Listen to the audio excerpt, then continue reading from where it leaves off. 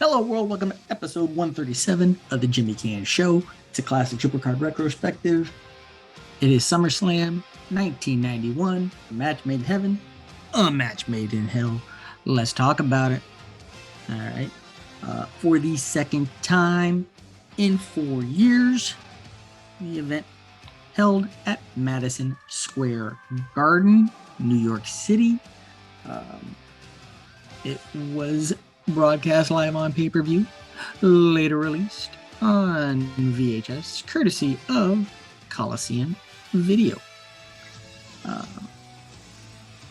Pretty robust card here. Let us get into it.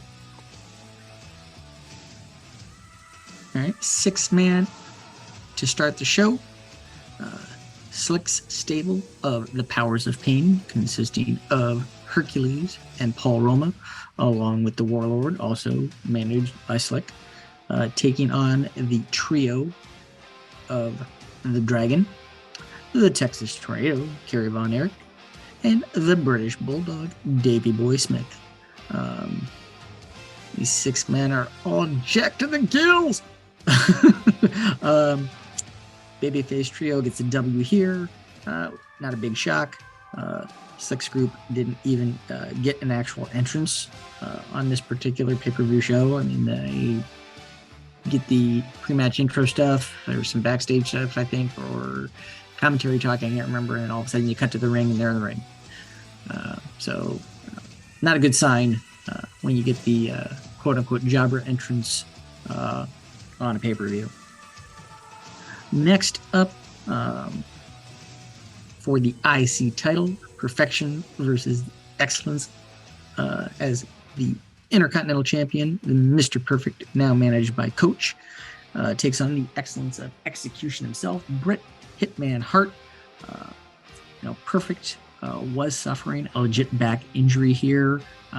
Still performed better than 3/4 of the roster.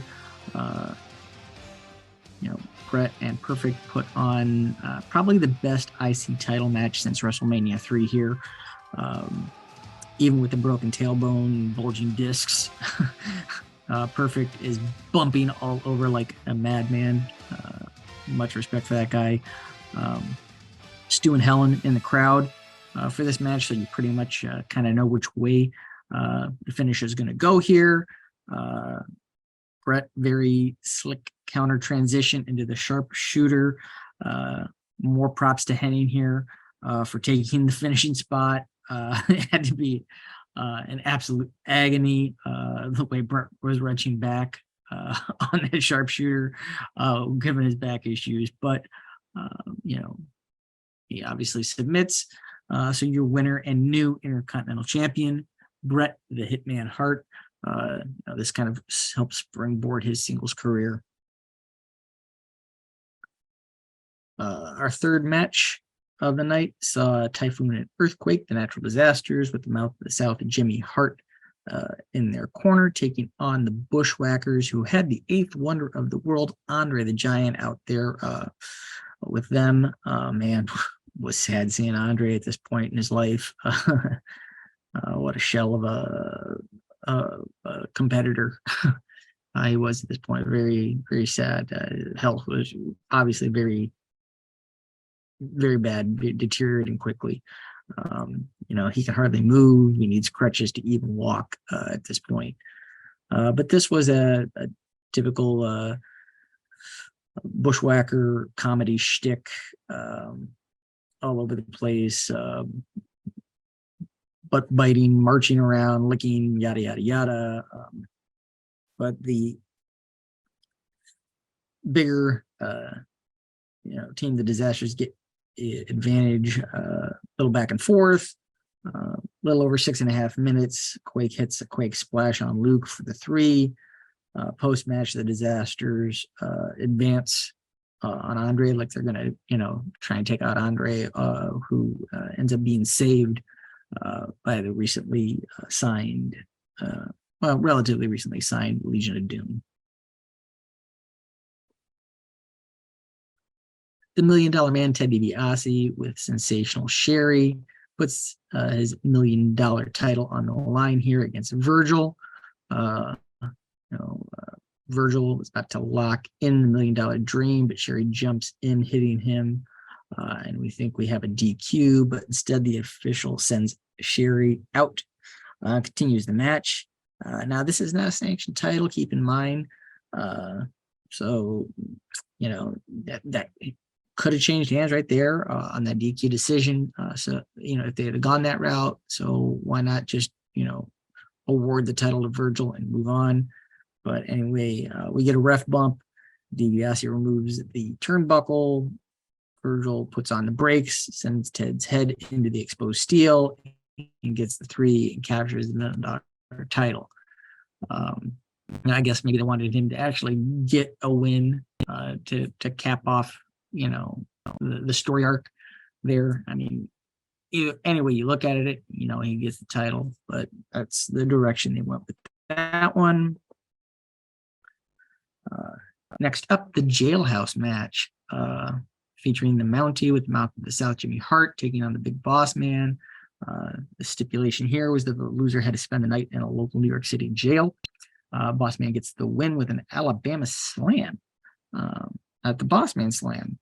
And the comedy segments ensue post-match with, you know, them cutting multiple different times throughout the night to the booking of the Mountie, and then him in the cell, yada, yada, yada, and all that. So it was just an excuse for some more comedy shtick.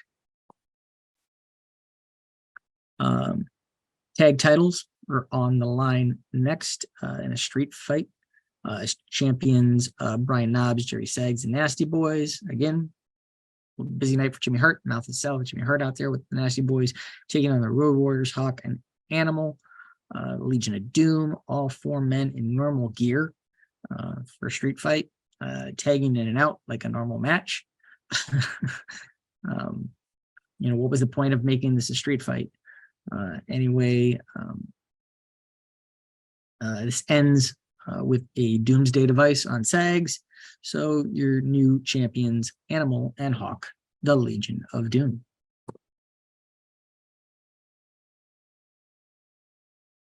Recently returned Mike Rotunda, now going by IRS, or one R. Shyster, taking on Greg the Hammer Valentine. You know, IRS returning heel with this new gimmick, given, you know, where he's at in at this point in his career. You know, Valentine being the opponent, can't know which way it's going to go. A little back and forth. Then IRS gets the win with the small package. Odd finish for a new heel. But, you know, I don't know if he didn't have an exact finish yet, so they just used a small package, but it's just kind of a weird way to debut kind of this new character with a small package victory. He's still kind of wrestling like Captain Mike Varsity Club days, but it comes into his own after a while.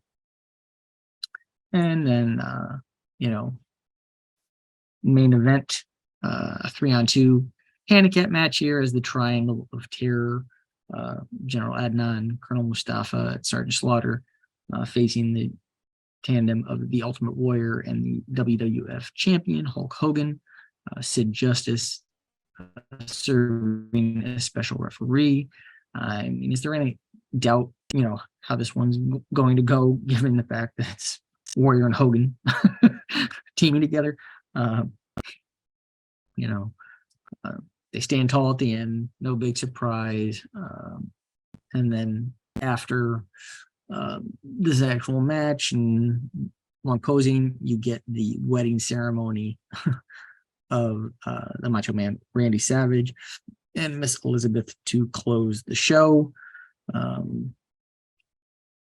Yeah, this was a actual wedding segment that went off without a snafu for the actual wedding segment part of it. And then, you know, post-wedding, you have the reception segment, which was featured on the video release, obviously, that kind of spurred the next feud with the now heel Jake the Snake gifting the couple a venomous cobra.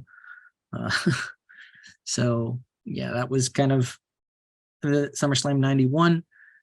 Let's take a look here. We had 8 matches, every title on the line. Every title that was on the line changed hands. IC, tag, even the $1 million belt. 6 babyface wins. All 3 title match babyface title wins. New heel team of the Natural Disasters and the new heel persona of IRS getting wins. So you're getting those heels over. The opener and the IC match were solid. Virgil and Ted, convoluted kind of finish. Boss Man Mountie was okay for it was just done for the comedy after. Wasn't a weak show, but I don't know. I think Bobby Heenan flaunting the big gold throughout the show and announcing the impending debut of Ric Flair was kind of a neat thing in the show. So not the best, not the worst. In terms of prestige, Hall of Fame involvement in this show was pretty robust. 21 Hall of Famers: Steamboat, on Eric, Bulldog, Perfect, Hitman, Jimmy Hart, Andre, both Bushwhackers, Sherry, DiBiase, Boss Man, both Animal and Hawk, Greg Valentine's, Sergeant Slaughter, Iron Sheik, Warrior, Hogan, Savage, Jake. If we include commentary and announcers, interviewers, that number goes up to 27. So that was very robust Hall of Fame representation in this show. In terms of ratings, 21 Hall of Famers involved, and it was not stellar, but not awful. I'll give it